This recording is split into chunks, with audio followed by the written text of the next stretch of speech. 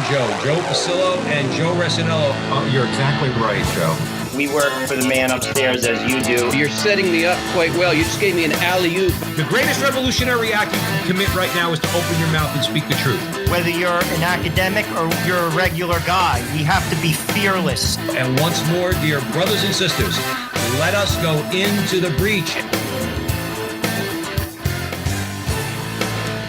Hello again, everyone, and welcome to the front line with Joe and Joe. Joe Pasillo, as always, joined by Joe Resinello. And once more, dear brothers and sisters, let us go into the breach on the Veritas Catholic Network, 1350 on your AM dial, serving the New York metropolitan area. Please be sure to download the Veritas Catholic Network mobile app so that you can have access to all of our station's content. And please be sure to follow Joe and I on Facebook and YouTube. You can find us at the front line with Joe and Joe. Like, subscribe, share, hit the little bell for notifications, do all that fun stuff. And today we are very pleased and honored to be joined by Phil Lawler. And we are going to be discussing, amongst other things, Phil's new book, Contagious Faith, Why the Church Must Spread Hope, Not Fear in a Pandemic. For those of you who do not know Phil, I want to give Phil a brief introduction to our audience at the Veritas Catholic Network. Phil Lawler is the editor of Catholic World News, the first English-language Catholic news service operating on the internet, which he founded in 1995. Excuse me. Born and raised in the Boston area, Phil attended Harvard College and did graduate work in political philosophy at the University of Chicago before entering a career in journalism. He's previously served as Director of Studies for the Heritage Foundation, as editor of Crisis Magazine, and as editor of the international monthly magazine Catholic World Report. Phil is the author or editor of 10 books on political and religious topics. His essays, books, reviews, editorial columns have appeared in over 100 newspapers around the United States and abroad. A pro-life activist and veteran of many political campaigns. I did not know this. Phil was himself a candidate for the U.S. Senate in 2000, running against the late Senator Ted Kennedy. Married since 1979 to Lila Marie Lawler. Father of 7 children, grandfather of 16. Phil Lawler, welcome to the front line with Joe and Joe. Thanks for having me. Excellent. It's our pleasure. We always begin with the prayer, Phil. So in the name of the Father, Son, Holy Spirit, amen. Remember, O most gracious Virgin Mary, never was it known that anyone who sought your help or sought your intercession was left unaided. Inspired by this confidence, we fly unto you, O Virgin of Virgins, our Mother.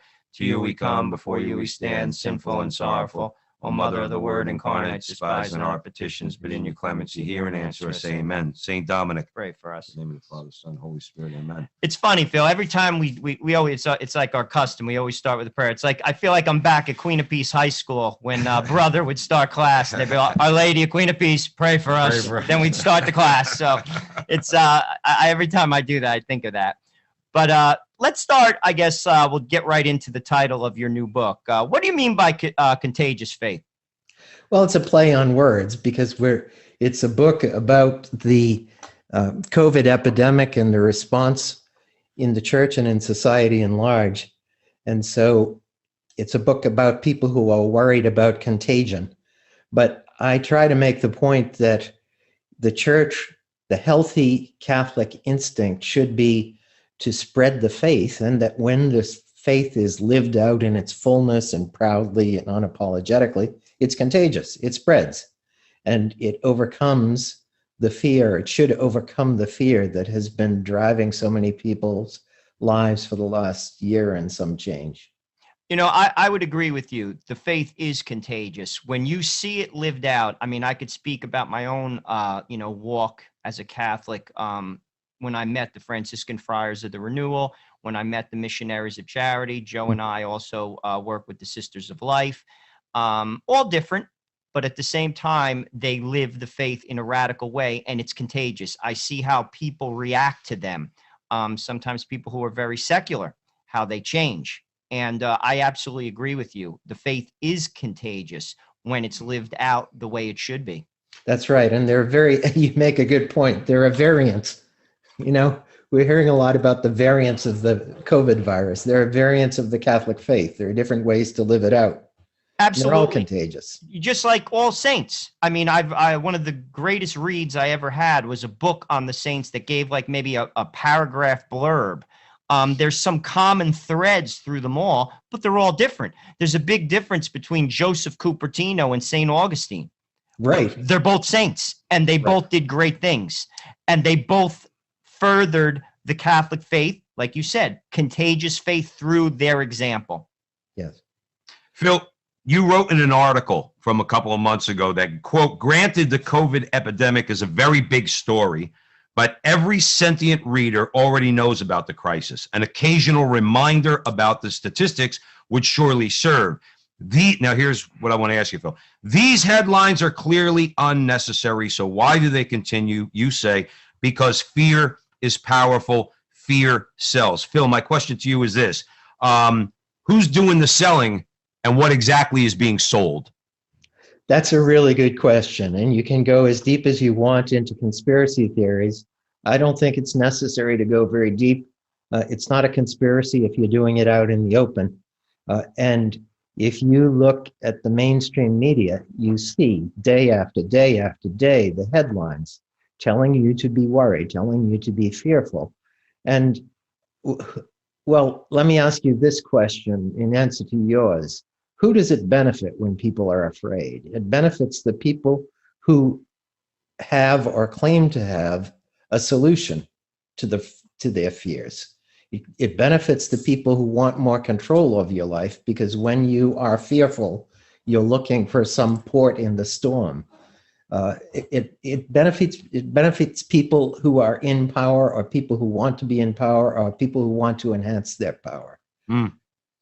It's funny. I mean, I wish, Phil, we say on the show all the time, I wish people would just take even just a superficial read of the 20th century, and you see how these despots, you know, whether it was Stalin, whether it was Hitler, how they consolidated their power, and most of the time, if not all of the time, it was based on selling fear to the people. You need me, as you said, Phil, you need me to find the solution for you, therefore support me.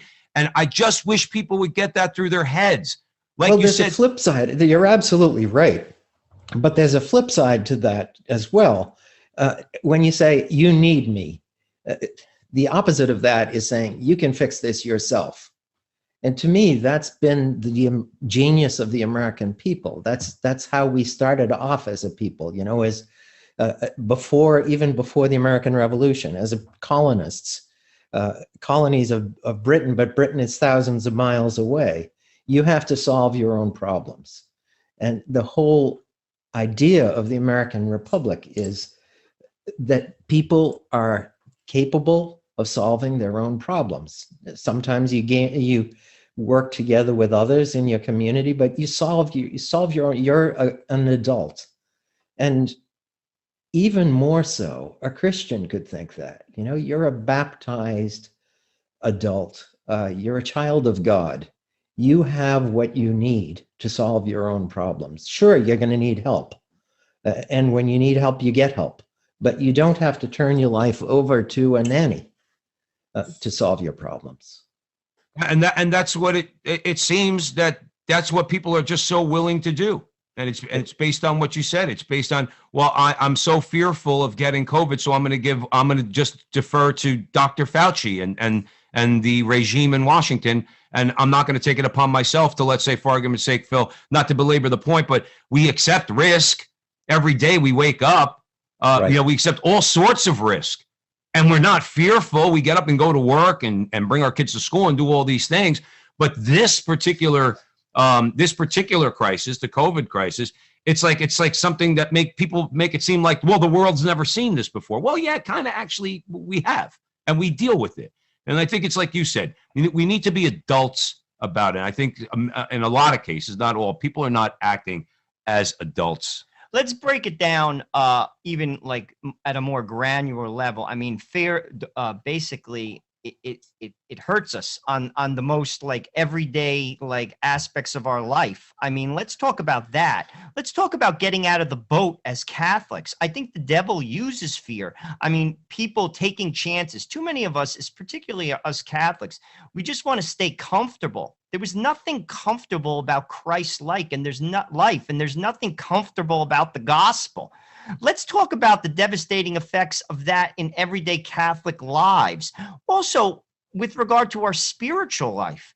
I mean, like when we don't like take a chance, for crying out loud, in life. Too many people don't. I mean, we go to college, we get married. No one wants to have more than 2 kids because they're afraid. Let's break it down, like, and talk on a more granular level, Phil. Sure. Well, let me just remind you that the phrase "do not be afraid" occurs 365 times. Amen. In the I Bible. love it. That's once for each day of the year. And on leap year, you have one day where you go without it. So you can be fearful that when the February 29th, I suppose you can be fearful. But seriously, this is the message that the Bible is telling you repeatedly. Now, as Joe said, every day you get in your car, and there is a possibility that you'll die in a car wreck. And you know that. And you've seen the stories about car wrecks. And in fact, the possibility that you'll die in a car wreck might be greater than the possibility that you'll die of COVID. But you make intelligent decisions. You weigh the risks. You probably don't do it every time. But you say, I do want to get my kids to school. I do need to get groceries. I'll take this small risk. And so why can we not take the same small, manageable, intelligent risks and go about our lives? And to me, of course, the most important thing, the thing that I found absolutely devastating about the shutdown, was the way the churches were shut down. And I'll take a pretty large risk to get to Mass because there's nothing more important. And the idea that the churches were closed, that I wasn't even allowed the opportunity to do that, was the reason. It's the reason that I wrote this book. You know, it's funny because Joe and I, Joe's my brother-in-law. We live near each other. And we went to Mass throughout the whole crisis, believe it or not, but in a parking lot in ShopRite. We call it Our Lady of ShopRite in Lyndhurst, New Jersey. We got the sacraments, and confession. An 85-year-old priest went. And just, We're not going to mention. We did. And this priest was, well, I'm not going to mention his name. I don't want him to get into trouble. Yeah, we'll get him in trouble if we mention his name. My dad died during the COVID crisis, not of COVID. He had Parkinson's disease. He was in a bed for 18 months. This same priest would come and give my father communion. He gave my father had confession with him. He gave my mother communion. He gave my mother, who took care of my father, and she's 80, basically the whole entire time, bed next to hers. And to this day, I'm indebted to this priest. And I don't want to seem like I'm pushing back with you on this. I mean, the churches did close, but there are legal, and we could talk about it. I mean, obviously, if you're a bishop, there's lawsuits, and you have to be fearful. I get it. But what I'm saying is, and why I bring that up, and I'm trying to just be fair, I think creative ways could have been applied. Why can't you? One time, Joe and I went to Mass in our car. It was like a drive-in theater. Why can't you do that? Why can't you go into a parking lot? Why can't you go into a field? Talk about that, like to try to be like on play both sides, or express your opinion any way you want. Well, I couldn't agree with you more. And my hat's off to the priest, and there are plenty of them, who found ways to bring the sacraments to people. And we are blessed to have a pastor who was one of them, and he was pushing the envelope consistently. He did not break the bishop's orders, but let me just say he pushed the envelope. And so, like you, I don't want to give his name because I don't want to get him in trouble. Now, doesn't that tell you something? That we feel like we might get these priests in trouble if we gave their names. What were they doing? They were diligent and they were energetic in delivering the sacraments, which is their vocation. They shouldn't be getting in trouble for that. You're right. They should be praised for that. They should be promoted for that. Those are the priests I want advancing, being seen as the mainstays of their diocese. And yes, there were inventive ways to go about delivering the sacraments, and there still are. I mean, in Ireland right now, well, I guess it's no longer true today, but up until recently, it was illegal in Ireland to celebrate Mass for the public, for any congregation at all. And there were priests in Ireland who were out at what are called the Mass Rocks, where they had Mass outdoors during the time of persecution under British rule. God bless them for doing that. And all of the Catholics in Ireland should have been out there at the Mass Rocks. But of course, it should never have happened that the Mass was outlawed. And there should have been just such a groundswell of outrage that the political authorities wouldn't have even considered doing it. And similarly, go ahead, Phil. I'm sorry. Just saying the same, we need to tell both our civic leaders and our church leaders, we want the sacraments and we're going to get them. Yeah, one of my biggest problems, and I think this was a blaring example of what the problem is watching Tucker Carlson last year one night, and he had on our beloved Governor Murphy. I know things are not so great for you guys up there in Massachusetts either. So Murphy was on with Tucker Carlson, and Tucker Carlson asked a question that I think is legitimate. He says, what about the Bill of Rights, Governor? What about the right to the free expression of religion? What about going to Mass, going to church? And Murphy's answer, Phil, and the reason why I'm bringing it up, was very telling. He said, I spoke to the bishops in New Jersey, okay? And they were all on board. I'm sorry, Phil, that bothers me. And I'm not being disrespectful to the bishops by saying, well, what do you mean you're all on board? Because obviously, and this leads into my question, you wrote, is COVID a dangerous disease? Absolutely. But once we've taken reasonable precautions, it's essential for us as Christians to stop worrying about a force we cannot control. And I think you hit the proper balance. Necessary precautions, like putting on a scarf and taking vitamin C during flu season, okay, like all of us do, and getting on with our lives. Talk about that a little bit, Phil, please. Yeah, well, let me just say, go back to what you said a minute ago, or less than a minute ago. One of the things that troubled me most, and I mentioned this in the book, is how many bishops did exactly what the governors or mayors or whatever told them to do, without pushback, without a fight, without insisting on their rights. And you mentioned here in Massachusetts, we're not living in a rose garden either, but in Massachusetts, we had one case where there was a pastor, I'm sorry to say he was an evangelical, not a Catholic pastor, who sued because he found the restrictions on worship too stringent.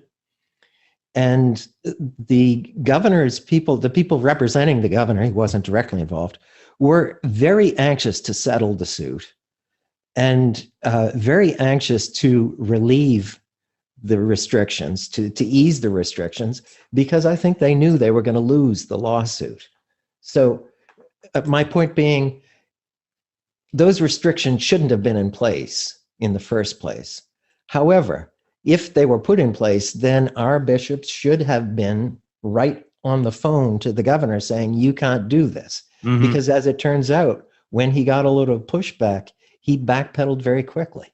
Yeah. So that was a telling instance to me. I think there were some hopeful signs. You're at the front line with Joe and Joe Pasillo and Joe Resinello. And when you have Phil Lawler on your show, you are way in the breach on the Veritas Catholic Network. I want to hand it over to Joe, Phil. I will say this, though, along the lines of what you're saying. Bishop DiMarzio in Brooklyn and some Jewish rabbis, they sued in New York and they won. So right. It was encouraging that during this time, there were those who were fighting back. I'm going to hand it over to Joe. And for our listeners, and I think we're striking a very good balance here, because it says basically to Phil's exact words, he said, is COVID a dangerous disease? Absolutely. But once we've taken reasonable precautions, it is essential for us as Christians to stop worrying. Now, again, reasonable precautions. We talked about having Mass in a parking lot. We talked about having Mass in our cars where a priest is on a podium. We even knew a Carmelite priest who we've interviewed, Phil, Father Justin Simonante in New York State, who went on the back of a pickup truck with the Blessed Sacrament and was driven through town. I mean, these are the type of things I would have liked to have seen and were not implemented. So I state that statement again for our listeners, because we're not like unreasonable men here. What we're talking about is, yes, people died. I know people who died, actually. However, I think we could have done a little bit better, and that wasn't done. Let's talk a little bit about the lockdown itself. Do you think it was worse than the disease itself with regard to the faith, Phil? Oh, with regard to the faith, absolutely. I think it was worse than the disease just with regard to the welfare of the people in this country. I think, yeah, there are a lot of people who died of COVID. There are also a lot of people who died because they couldn't get the appropriate medical attention because the hospitals were swamped or under restrictions. There were people who died because, the suicide rate was way up, the drug abuse rate, the domestic violence rate, all these rates, people who are damaged in one way or another, people who are in need and couldn't get the help that they should have had that might have prevented some of those deaths. Drug addiction problems were up, the suicide lines were jammed. A lot of people, of course, lost their jobs, and that increased the tension on people who already had psychological problems. You had, to me, what was the cruelest thing of all is all of the elderly people who were shut in, virtual prisoners in their care facilities. Many of them died, and they died without seeing their children, without seeing their loved ones, because they were told they had to be isolated. To me, those are the cruelest deaths in this. I would agree with you. I never understood how what you just said, and that's been said now for over a year, how that always fell on deaf ears. And because it's just so true. It's unassailable. Like what you just said. It's like, well, you're telling me I have to concern myself with those people who die from this bug, but you're telling me I don't have to concern myself with the effects of your lockdowns that are killing people in these areas.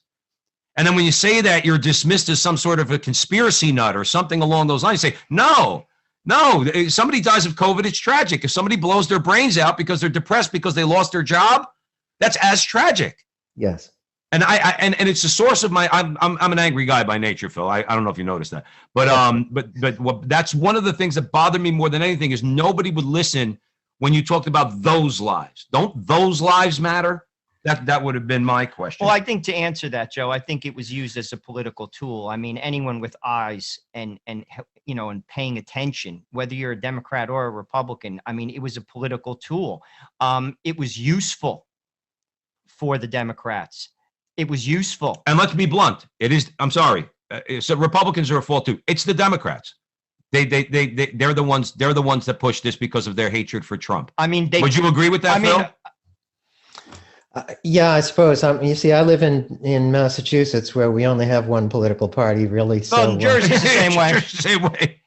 I mean, we're not trying to get political, but both parties took a risk. What I mean by that, Trump had open rallies. Biden had circles in a field with 7 people. They took a position. And frankly, Biden's position won the day. Because of fear. Because of fear. Yes. I mean, they both made a calculated choice. But like I said, all those things that you noted are real, and people suffered as a result of it, and people ignored it because it was frankly convenient for one side to win a prize, and they did win. Well, there's more than that too. We could talk about, sometimes if you talk about the economic consequences of the lockdown, sometimes you're criticized, say, you can't put a value on a human life. But I thought Bishop Paprocki made a very good point that I explain in my book, Contagious Faith, that there are times, in Catholic teaching, there are times when of course, you always try to save a human life. You try to save someone who's sick. But Catholic teaching tells us that you don't have to take what are called extraordinary means. If someone is dying, you don't have to go to ridiculous expense and ridiculous lengths to prolong the life of someone who's bound to die anyway. You're really prolonging the death. And Bishop Paprocki applied that same principle of extraordinary means to the COVID epidemic. He said, let's face it, what we are doing is extraordinary means. We're shutting down an entire society. We are doing something which, as I've pointed out several times, I think is the most extreme public policy measure ever outside of all-out war. The governments all over the world took actions which they knew would cripple their own economy. They knew would put hundreds of thousands of people out of work, cost millions and billions of dollars, and they did this willingly. And why did they do it? What is the justification? It's never been done before. We've had epidemics before, and usually what you try to do is you isolate the people who are sick and you isolate the people who are most vulnerable. This time we tried to isolate the healthy. And it's just an extraordinary means to fight a disease which, frankly, was not nearly as deadly as it was made out to be. Yeah.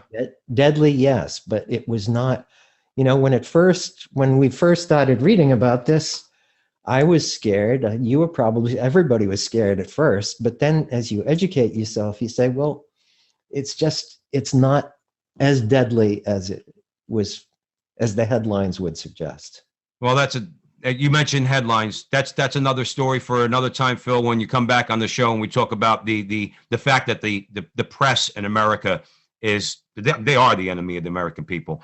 But we have about 3 minutes, Phil, or so to the break. I want to just break down a couple things that in your book, topics you cover in your book. The book is Contagious Faith: Why the Church Must Spread Hope, Not Fear in a Pandemic. Joe and Joe on the front line are having a great conversation with Phil Lawler. Phil, in about 2.5 minutes, what's wrong with the virtual church? We mentioned we were in the ShopRite, Our Lady of ShopRite, here in Bergen County, New Jersey. What's wrong with the virtual church, Phil? Well, there are two things that really concern me about, the live stream mass, the mass on TV, the virtual church. Number one is it's not the same. You are not there. You're watching. You're not participating actively. And with all that implies, I quote in my book my friend Sura Bamari, who was saying that when he was watching the mass on TV, he had to restrain himself from reaching for the popcorn, because that's what he usually does when he's watching, a movie or a ball game on TV. It's not the same experience. You're not coming together as a community either. And the mass is supposed to be for a congregation, not for a bunch of people isolated in their own dens with their computers on. But beyond that, what worries me is the effect that this will have. First, it's not the same. You are not attending mass. You're making do. But second, what are we going to do? How are we going to walk this back now? For months, we Catholics have been told, oh yeah, it's rough that you can't go to mass, but you can watch on TV or you can watch on your computer, as if that's just as good.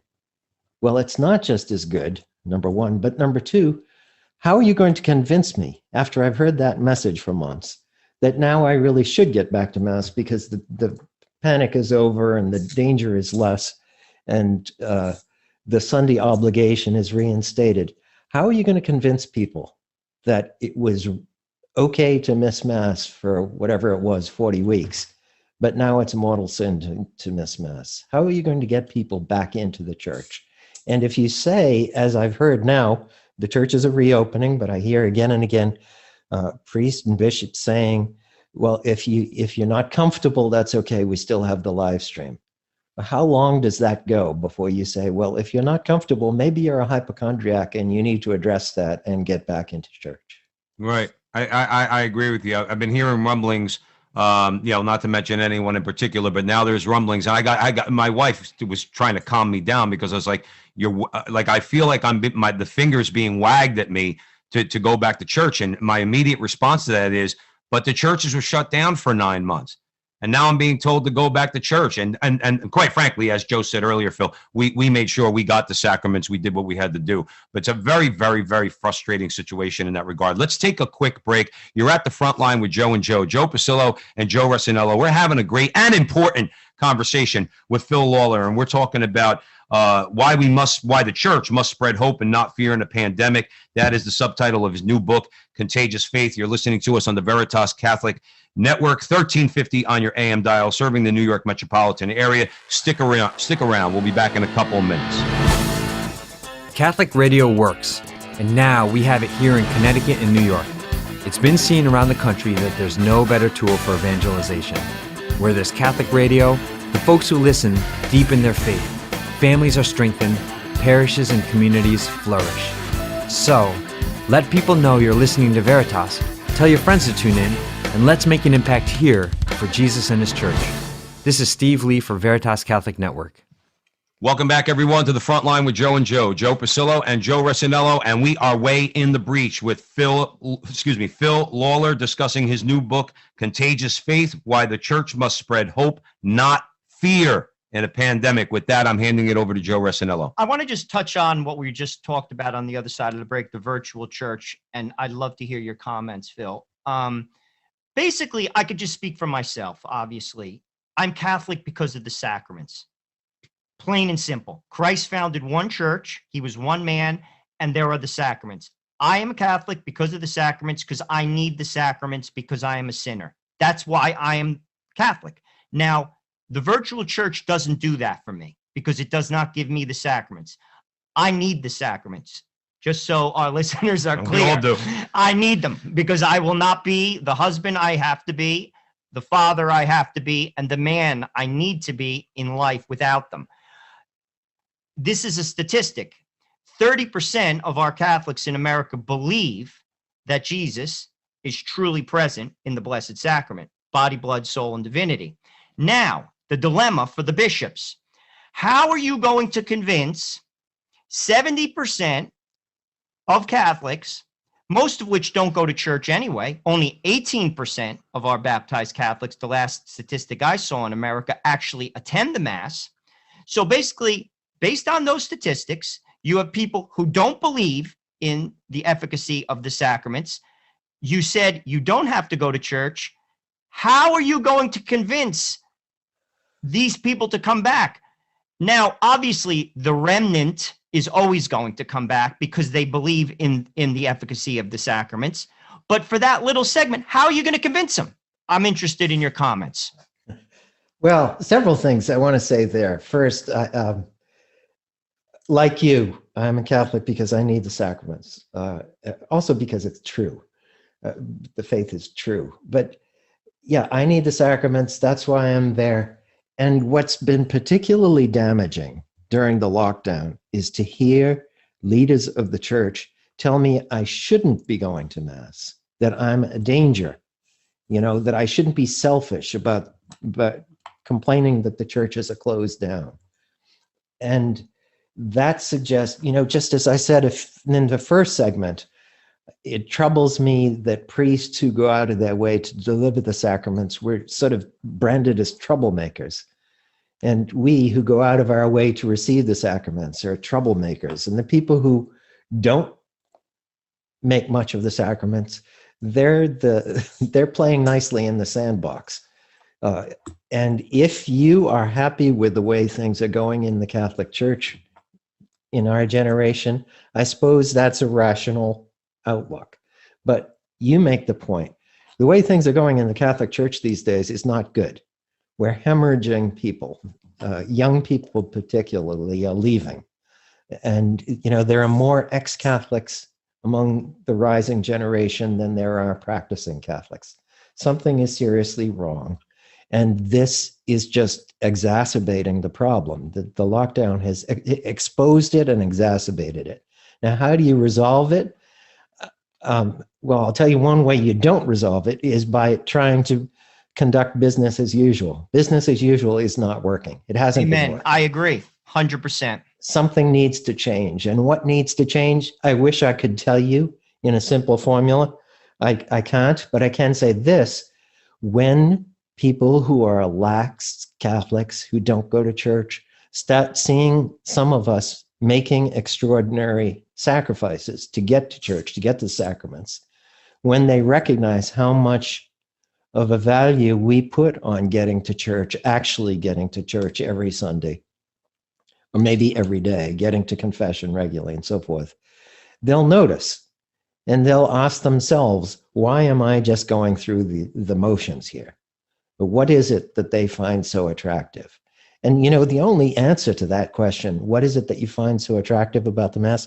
The only plausible answer is what you say, is the real presence of Christ in the Eucharist. And if you believe that, then of course, you're going to make an extra effort to get to Mass. And that's why I say the faith is contagious. What is not contagious is, as I say, going through the motions, going to Mass on Sunday, because you've been told to go to Mass, because it's what you always do, because the kids are in CCD and you want to give a good example. Those are not contagious reasons. But the true faith is contagious, and if you show it and live it, other people are going to have to pay attention. Oh, amen, brother. I just want to comment one sec, Joe. I think it's so important to emphasize to our audience out there at the Veritas Catholic Network, so important what Phil just said. There's so many problems out there.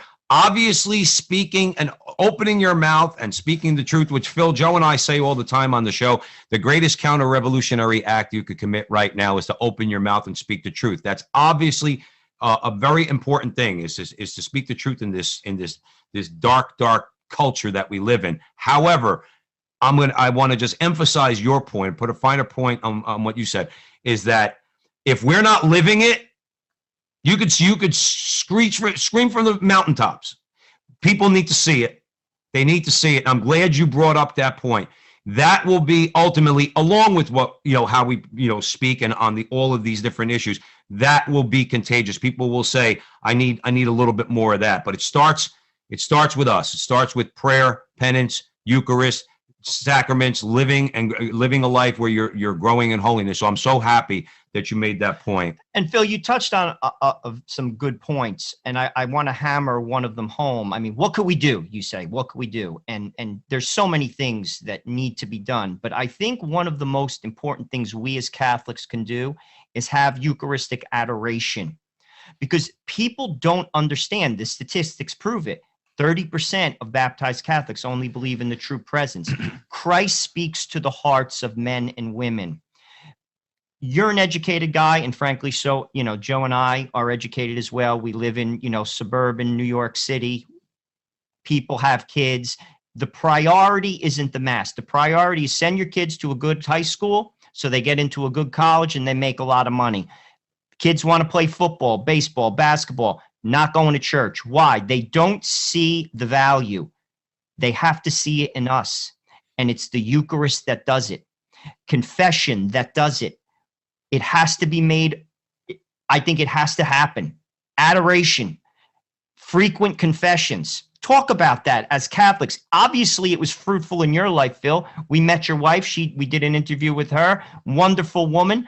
You guys had 7 kids. You have 16 grandkids. If I live across the street from you, I'm like, the Lawlers are on point. I love them. Talk about that example. Can I just say, on a just a natural everyday level, we have found, and we have a lot of friends who live around us who are very serious Catholics, very faithful Catholics, who have big families. People want to come over to our house and have parties. Because I believe it. Because, you see that these are people who are having fun in life. But on a more serious level, and again, a point I try to make in Contagious Faith is, if you leave serious Catholics alone and you tell them there is a disease abroad and you want them to take precautions and calculate risks. Well, speaking for myself, as I said earlier, I will take a lot of risks to get to Mass. I won't take a whole lot of risk to get to, say, a ball game. I'm a baseball fan. I like to go to a game. Right now, I don't feel comfortable going to a game, but I'm willing to take that risk to get to Mass. And if we had been allowed to make our own calculations, take our own risks, I think a lot of people would have noticed, gee, those people put a very high priority on going to Mass.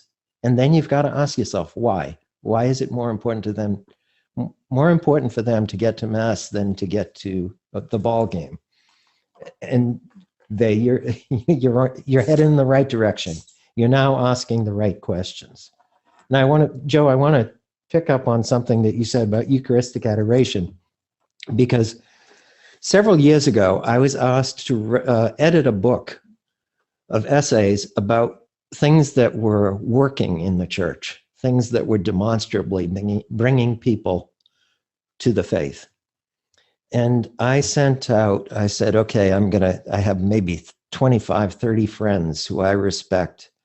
I sent an email message to them and said, what do you think are the most important initiatives bringing people into more active life in the Catholic faith? Overwhelmingly, the answer was Eucharistic adoration, overwhelmingly number one on the list. And I give talks, well, I used to give talks before, back when people were invited to hear talks. And I bring that up a lot. And I challenge people in the audience to give me one example of a parish where they started Eucharistic adoration and didn't have wonderful things happen to that parish. And so far, nobody's given me one example. But I'll give you a caution. A lot of times a parish starts Eucharistic adoration and wonderful things happen. Not the wonderful things that they had hoped for, different wonderful things, but always wonderful things happen. That is a secret weapon that we should be using more often. Oh, I agree. Absolutely. Phil, we want to get into a couple more topics. We're at the front line with Joe and Joe Pasillo, Joe Resinello. We're on the phone with Phil Lawler, and we're discussing his new book, or we have discussed his new book, Contagious Faith, Why the Church Must Spread Hope, Not Fear in a Pandemic. And Phil, we're so happy to have you on because there's a couple of topics that Joe and I wanted to talk to you about. But before we get into those, where can folks go out and buy your book? Well, I hope you can get it everywhere, bookstores everywhere. The simplest thing to do is to look at the publisher's website. If you're online, sophiainstitute.com. That's sophiainstitute.com. And you can buy it direct from the publisher. The price on the Sophia Institute Press site is exactly the same as the price on Amazon. The difference is that you're not giving any money to Amazon. Amen. I love it. And by the way, just so everybody knows out there, we want you to go out and buy Phil's book, Sophia Institute. You should have bookmarked on your computer when you're looking to buy a book that has anything to do with the Catholic faith. If it's something that's worth reading, Sophia Institute's going to have it. So please go out and buy Phil's book. Thank you for that, Phil. So with that, I'm going to hand it over to Joe. Phil, we're going to talk abortion for a second because it's in the news a lot, particularly surrounding Biden. The USCCB is making some waves lately. They're getting very public with regard to their statements, particularly Gomez and Archbishop Corleone out in San Francisco. Basically, could you comment on that for a little bit? I think what they're doing now is great. It's a good thing, absolutely. What are they trying to accomplish, and why now are they getting so vocal? What they're trying to accomplish is convince people that if you are a public figure, a politician who supports abortion, you cannot call yourself a good Catholic. You should not call yourself a good Catholic. You should not be receiving the Eucharist because you have separated yourself from you're at odds with the church that you claim to belong to. And this obviously is a big issue now because we have someone who claims to be a devout Catholic as president of the United States, and he's not only supporting abortion, he's promoting it. He's accepting, Planned Parenthood endorsements, and he's in turn endorsing Planned Parenthood. He's attacking the conscience rights of doctors who don't want to, and nurses and other healthcare personnel who don't want to be involved in abortion. So he is actively attacking the dignity of human life, which is one of the bedrock principles of Catholic moral teaching. So the bishops would like to make it clear that you cannot be a good Catholic and be pro-abortion. You cannot claim what Biden is claiming. And obviously, this is a debate that's been going on in the Catholic Church for decades now. It's come to a head because we have a pro-abortion Catholic president.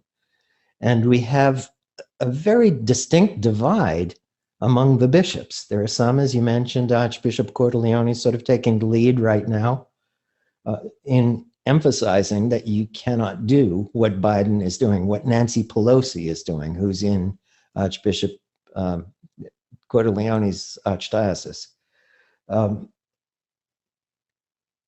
We are expecting a debate at the next meeting of the U.S. Bishops' Conference in June about a national statement that would bring more clarity to this issue. And I guess I welcome the debate, but as I've said several times, we're past the point where one more statement will solve this problem. We are all looking for action, I think. We're looking for a bishop who will say, you know, I can no longer just talk about this. I've got to say, you, Nancy Pelosi, or you, Joe Biden, cannot receive communion. And that is where the rubber hits the road. Bill, I agree with you 100% on everything you said. Let me first say that. Secondly, you're a lot smarter than me. And I want to say what I feel is the crux of the conversation. And if I'm wrong, please correct me. The canon is 915. It's clear. The bishops, I believe the U.S. bishops in 1998 made a very strong statement about intrinsic evils, and abortion is one of them. It's clear. John Paul II also wrote extensively on it. He's a saint. He was canonized in 6 years. It's clear. Why is there a debate? Now, I'm a simple guy. My father was a barber. I'm a simple guy. I'm a blue-collar guy. I work hard. I have 4 kids. My wife's having her 5th. We work hard. I don't get it. I don't get it. And that's coming from the blue-collar guy. If I'm wrong, please tell me. Am I being too harsh? I'm just voicing my, I guess, frustration and opinion. My dad, who was a barber, used to say, I have to follow the rules. Why does the guy who's a powerful guy not have to? He actually used to say that. Yeah, on the heels of that, I would ask you, Phil, then why, in your opinion, why does there have to be a debate on this? There has to be a debate on it because there are some bishops who do not agree with you, with the two of you and with me. And there are some bishops who are very actively saying, if you bar someone from communion because he's pro-abortion, you are going to also have to bar from communion someone who disagrees with the Catholic Church on issues like capital punishment or welfare reform or immigration, which is a misleading argument because those are not the same sorts of issues. There are issues like, welfare reform is a classic example in my mind. There is a principle of Catholic moral teaching that you have to take care of the poor. We all have an obligation to take care of the poor. We all also have different ideas of what's the best way to take care of the poor. It's a matter of judgment. And on that judgment, Catholics differ. On the matter of whether or not you should kill innocent human beings, there's no room for that sort of disagreement. They're not the same sort of issues. And similarly with immigration, yes, we should be humane in our treatment of people who are homeless. But how do you do it? That's a prudential matter on which the Catholic Church doesn't have, a final authoritative answer. On abortion, it's clear as day. And Joe referred to Canon 915. Canon 915 doesn't say that priests may have the right to refuse communion to people who are in manifest grave sin. It's a duty. And so to me, this is as clear a case as you're going to have in a matter of church discipline. And the fact that too many bishops are bobbing and weaving and looking for ways to avoid a showdown, it's just making it so much harder. As I say, the faith is contagious, but it's contagious when you get the real faith, when you get the 86 proof version, not the watered down version. Yeah. Not the excuse me version. Yeah. I agree. And I mean, like I said, it was stated clearly. It's an intrinsic evil. And people talk about the poor. Who's more poor than a child in the womb? Joe and I say this on our show constantly. Mother Teresa said that. A child in the womb is the poorest of the poor. My wife is pregnant with our 5th child. Without my wife feeding that child through her body, the child dies. It is the poorest of the poor, a child in the womb. We as a church have a right to defend that. We have to. Joe, we have limited. We have limited time, and I do want to talk to Phil. I want to get into another topic that's in the news recently. So, Phil, let's pivot to a different problem: homosexual unions. So, this is from the Congregation for the Doctrine of the Faith. It quote: "It is not licit to impart a blessing on relationships or partnerships, even stable, that involve sexual activity outside of marriage." I'll just go on from there. Why? Phil, please explain this to our audience, because it's very important. This is not a matter of choice. Why is it that the church cannot confer blessings on same-sex unions? Well, 2 things. First, you can't convey the idea, you can't accept the idea that a same-sex union is equivalent to a marriage. It's not. That's one of the falsehoods that we are asked to accept and asked to proclaim. We're under pressure to accept the idea and proclaim the idea that a man who is united with another man is married the same way you are married to your wives. It's not the same. It is not the institution of marriage. Marriage is an institution that was established by God, not by the church, not by the state. And it involves a man and a woman, and it involves procreation. It's oriented towards procreation, which is impossible in a same-sex relationship, ordinary procreation, normal, healthy procreation. You also can't bless a union that's based on an unnatural sexual activity. You could bless a friendship, but you can't bless a sexual union that's illicit, that's a violation of natural law. And I agree with you. As a dad, I have 3 sons. You have 7 children. I'm sure you have some sons scattered in there. If your son was living with his girlfriend and they came, over for Thanksgiving, and they're having sex, would you bless that relationship? I know you wouldn't. Neither would I. No way. No way. It's the same thing. It's not licit. It's not licit. Joe, I had a follow-up question real quick. Again, I'm sorry, because we have limited time. But Phil, here's another question, because this is obviously causing a problem. So this is from the Wall Street Journal. Catholic clergy are preparing to bless gay couples across Germany.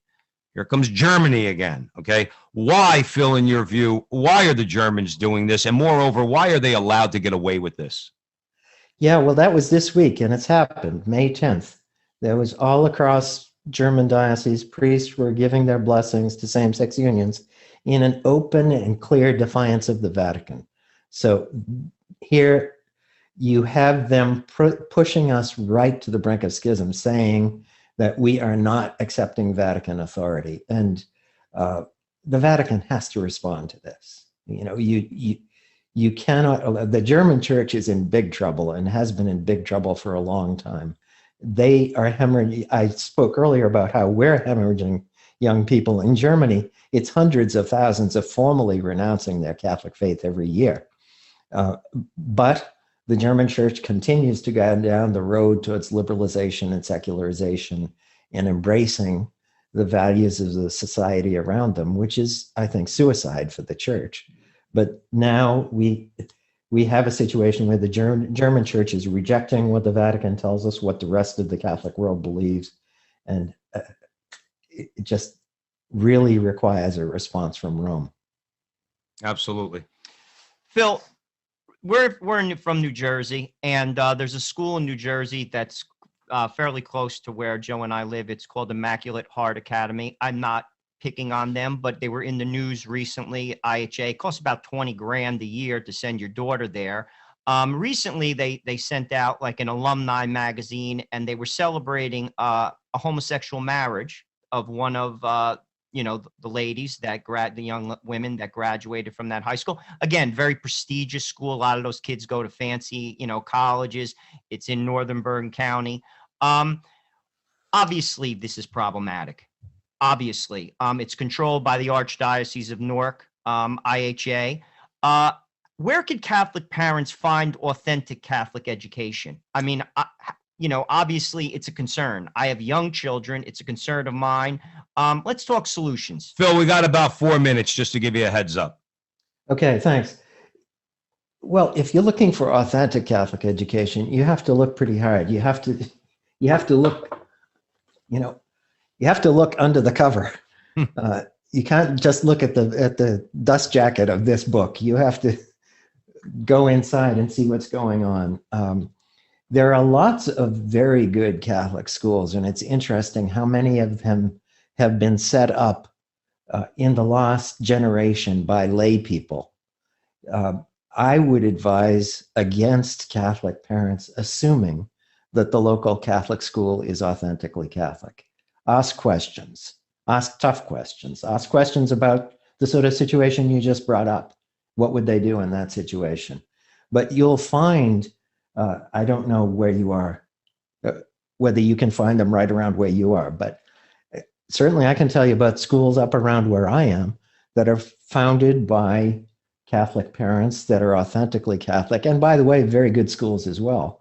I'm more knowledgeable about Catholic colleges. And, since roughly 1970, I suppose, call it the last 50 years, there's been just a boom in small Catholic colleges teaching the liberal arts and being really radically committed to the Catholic faith, from Thomas Aquinas College, Thomas More College, Christendom College, Franciscan University at Steubenville, Wyoming Catholic. I'm probably leaving out a few that I should mention, but they're for real Catholic. And if you look for them, you will find them.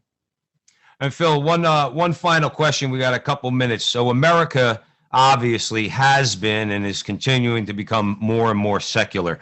It's actually gone beyond what even you could call secular. Joe and I on the show call it the bizarro world. We don't even know what kind of world we're living in right now. But having said that, how, in your view, Phil, in about a minute and a half, what can faithful Catholics do to help to begin to change this cultural shift, which obviously, is going to affect the entire nation? What could we be doing? Give us a couple of examples. Well, live your faith. Stay close to the sacraments. Pray. Find Catholic friends and hang out with them, and spend Sunday afternoons with them, and support each other. You need a support system. We are out there in battle these days. It's awfully tough to do it by yourself. You're so much better off if you have friends and neighbors who you can count on for support. Those days when you wake up and you say, "Are you crazy? Am I crazy? Is it worth it?" And they can give you some support and maybe some suggestions, and your kids can play with their kids and meet their kids and have healthy. You don't worry about what's going on when they're together. I also recommend all of us make some decisions, some tough decisions, and make some promises to yourself. Get together with your wives, get together with your older children, and say, here are the lines we're not going to cross. Here are the things we're not going to give up on. And do it before there's a crisis. So when the crisis comes, you say, oh, this is the line that I promised I wasn't going to cross. This is the point where I'm ready to take a stand. I hear from friends, well, that's not the hill that I want to die on. And my response to them is, okay, which hill are you willing to die on? Because if you can't tell me that answer, my suggestion is you're not willing to die, and bad news, you're going to anyway. Joe Pasillo says that all the time. Phil, we got to leave it right there, brother. Where can people buy your book one more time, Phil? Contagious Faith. What Catholics need is to spread hope, not fear, in a pandemic. Where can people find the book and find your articles, Phil? You look at sophiainstitute.com to buy Contagious Faith, and you see me pretty much every weekday on catholicculture.org. Excellent. And we encourage here at the front line with Joe and Joe, we encourage everyone to look up Phil Lawler and read what he has to write. Trust me, you're going to be enlightened. It's going to be helpful for you. So thank you again, Phil Lawler. Thank you, dear brothers and sisters, for joining us at the front line with Joe and Joe on the Veritas Catholic Network, bringing the truth of the Catholic faith to the New York metropolitan area. 1350 on your AM dial. For all Veritas content, please be sure to follow Joe and I. Please be sure to download the Veritas Catholic Network mobile app, and please be sure to follow Joe and I on Facebook and YouTube until they shut us down, of course. Like, subscribe, share, hit the little bell, all that fun stuff. And remember, until the next time that our conversation